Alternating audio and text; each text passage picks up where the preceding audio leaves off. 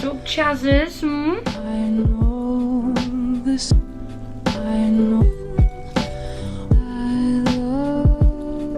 Hi everyone, I'm Tegan and I'm here to talk about grief and the way that it affects people and the way it's affected me. I think I am so lucky to be here talking to you as has chosen me, and I just feel really lucky. I've found all the other snippets really informative from other people, so I just feel really lucky that I've been chosen and I can help share some light on the topic of grief really. So grief is a really taboo subject. I don't feel like it's spoken about enough. I think it's such a wide, versatile subject that affects people so differently in so many different ways, and it's just not spoken about enough. Personally, I have been in the process of grief for the last 7 years. When I lost my auntie when I was 11, and it's been a really hard time. It's not been easy at all, but I think as a 18-year-old woman now, I kind of like to talk about my grief really openly. I like to share my experiences. I like to help my friends. I just like to be that type of person that people can talk to about losing someone, because death and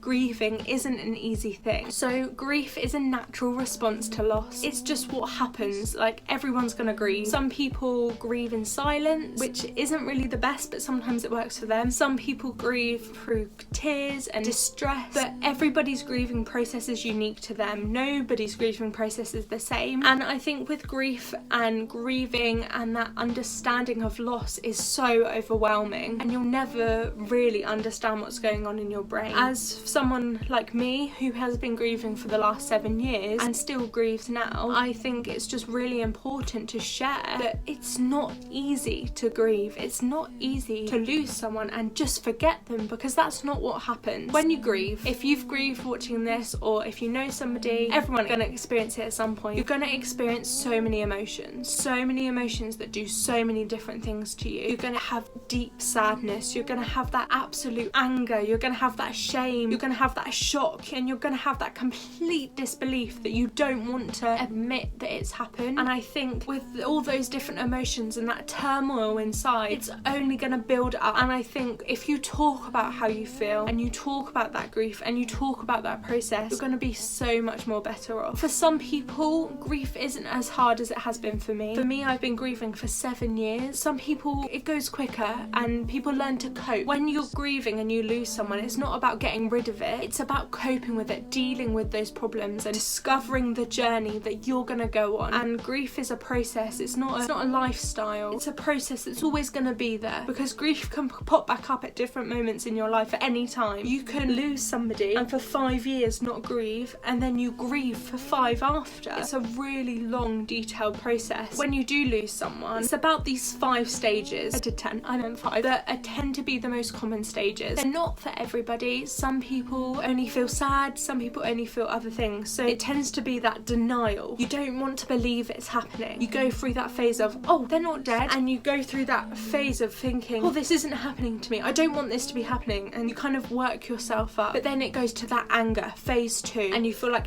everybody is against you and you feel like it was your fault. And then you come through that and you realise that it's okay. But then you come to the bargaining side of it. Was it my fault? Why did this happen? And you got all these different thoughts inside your head, and it will build up. And then it will come to the depression side of things, which is probably the most worrying side of things, because it can take you in so many different paths. It can do things to your mind that wouldn't naturally happen or wouldn't stereotypically happen in your life. With me, as a history of mental health, I think with my depression kind of came from my grief. After the depression phase, you'll move on to acceptance, and you will accept the fact that that person is no longer with you. And when it comes, it will feel hard, and you will feel emotional, and it will feel like that is it, and you'll feel like you're losing that, but you will always have that person that you've lost with you. No matter what happens, they will always be with you. While grieving, I struggled a lot, and I needed to talk to someone. So I used a few different charities. So I used a charity called Winston's Wish, which are a really beneficial bereavement charity for children. And I know also Samaritans. I did speak to Samaritans a couple of times during that depression phase of grief. So I just want to make you aware that if you are grieving, never ever be afraid to call Samaritans. Always talk to your friends, your family. And grief is a process, and it won't go overnight, but you'll learn to accept it, and it's not the end. When you lose someone, you need to think about it in a positive way, not in a negative way, and it's a process. When you reach the end of that process, this, you'll feel so much better. And I hope that I have informed you and I've given you some insight to what grief is like. And if you are grieving, I encourage you to use Winston's Wish, Cruise Bereavement Care or Samaritan. I hope you will have a lovely day. So groovy girlies, welcome back to another moving vlog. Today we have got so much done. As you can probably tell from the background, I don't have my desk anymore, I don't have my wardrobe anymore. My granddad came about 10 o'clock this morning and dismantled every single bit of furniture that is mine, that I can take with me. I nearly said it. Oh, he basically dismantled everything for me and took a few boxes home, which is obviously going to be your guys' stuff, the giveaway items, because it's just, I won't be able to fit it in the van that we're taking. Like, it's just going to be impossible. We also did the kitchen today. My friend Hannah came round and oh my god. So I'll obviously go into more detail about it later, like you'll see the whole vlog of the day. I just wanted to intro this with this incredible gift that I got for my 21st off my friend Hannah today. So she knows I absolutely love the 1975. She also does too. We went to Benicassim together and we went and saw 1975. The talent is insane. So she painted this jumper for me. The detail, this isn't a print on, by the way. She hand painted this. Like, she hand painted the whole thing. I don't know if you can still see a bit of her ink there, because she was going to do the two together, especially from the GQ shoot that they did. I completely lost for words. Like, she's been working on this for months. It's the best present I've ever received. I don't deserve to have the friends that I have. I generally am like the most untalented in my friendship group. It's so infuriating. Like, I wish I could do shit like this, but to have friends that would do this for me, like, guys, that literally looks like the exact image.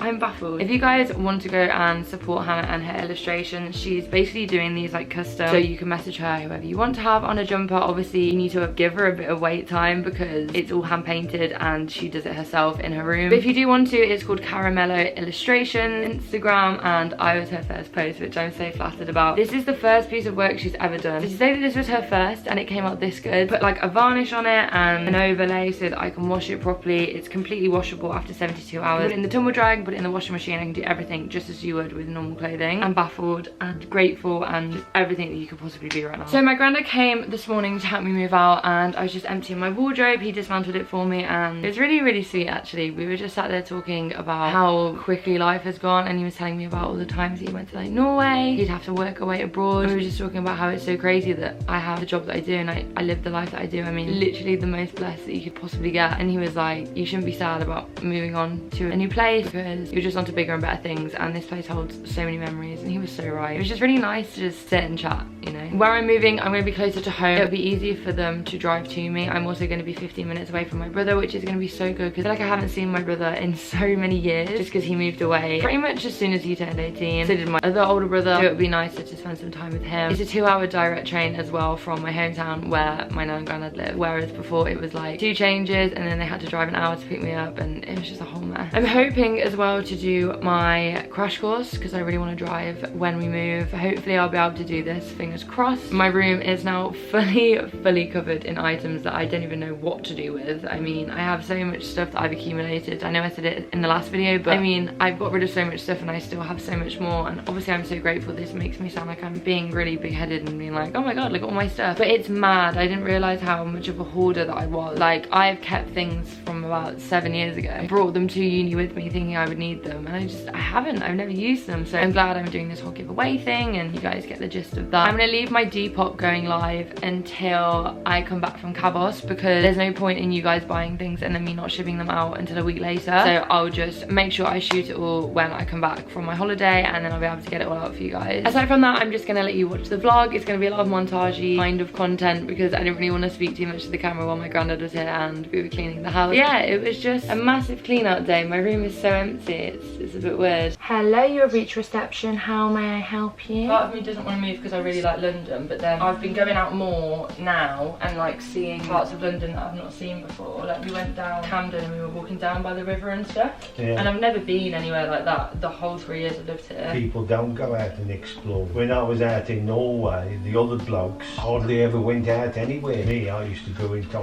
every Sunday morning to the museums and everything. I was just getting up as I got back on the dinner time. I'd done on the morning, I'd got Sunday mornings, I got up and done all my washing, had my breakfast. It's gonna be weird. It's called life. nothing weird about it. Life, progress, next thing. I mean, now we're just trying to think where the last 3 years have gone. Oh no, tell me about it. You've just lived them, that's all. The same with Benjamin, the same with Daniel. The older you get, the faster it goes. I genuinely have too many clothes because that's not even empty. That's still full and I've already filled one suitcase, half of that one, but luckily I do have another one. Oh God, it's so warm in my room as well. I could honestly throw up. I'm also very hungover, but we won't tell my granddad. Oops.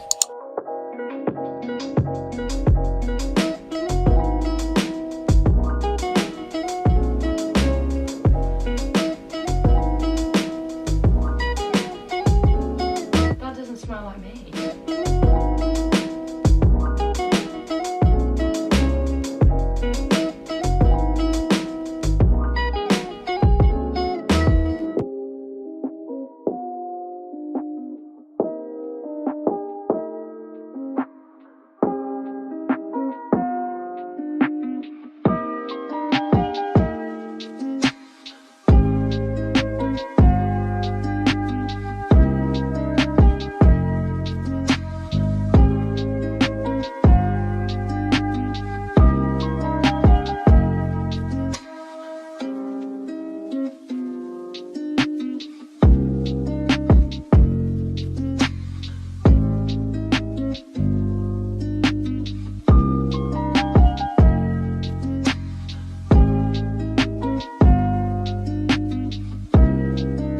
So groovy girls, look at this beautiful jumper. This is my birthday present from Hannah, who's actually here with us, helping clean the house. I'm literally so gassed. This is painted, this is hand painted, Maya just asked. There she is over there, look at her. Hi. So this is the current situation. It's not the best. Freya's down there on her hands and knees. Back that ass up. We're literally just like cleaning the floors and stuff. Sorting out the cupboards, but this at the minute is my pride and joy. So she's so cool, look at that. Cool lady. Hiya! This is the kitchen. This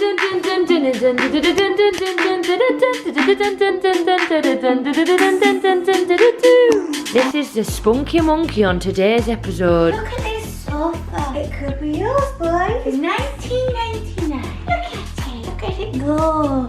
Do you like its saggy bottom? Like and subscribe. Comment on this video. Hiya.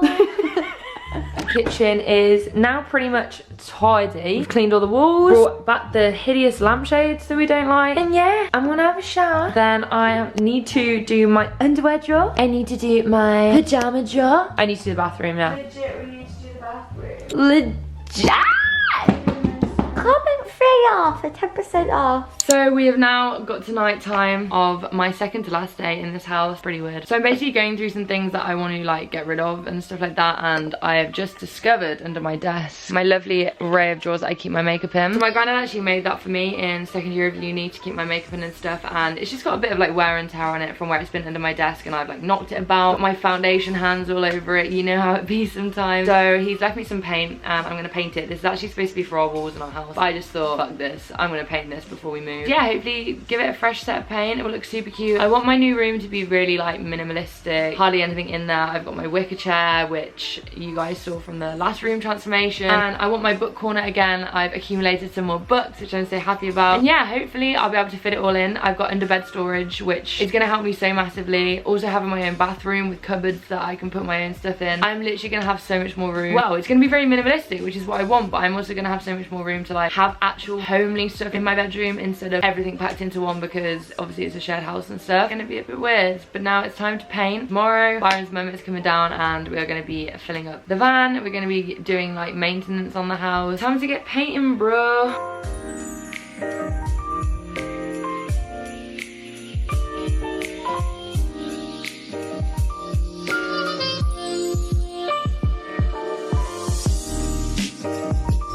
Whoa. Oh my god, he's not here anymore.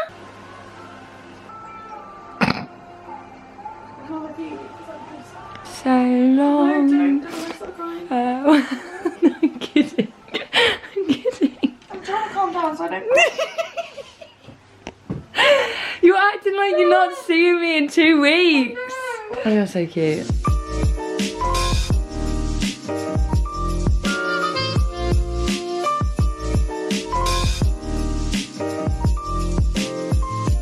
So it is is my last night in my room and it is so empty. We're gonna get up bright and early tomorrow, like 7 o'clock, to clean the kitchen. I'm literally exhausted. It's 12:15. My bed's in a completely different place as well. Like, I asked Freya if she wanted to sleep in here with me because, well, I'm just gonna miss her a lot, but she said no. Little old me by myself. I'm not gonna get emotional.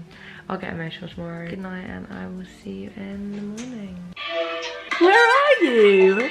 I hate you. What? Hey, hands up. Woo. Stop vlogging. No, I was supposed to be going to sleep, and here you are. I know this. I know. Bye, house. Bye, Freya's room. Bye, Byron's room. Bye, Byron. I feel like we've done a pretty good job. A pretty good job. Oh, it's all so like empty. I hate it. I hate it. I hate it. I hate it. Why do I look like this? So we've just left Freya and we're now driving to our new destination. I haven't even disclaimed it where we're going yet, just new destination. I'm happy, but I'm also very sad. We're literally gonna see her in a week. We're so stupid. Bye, Lyndon. See you soon. I know this. I know.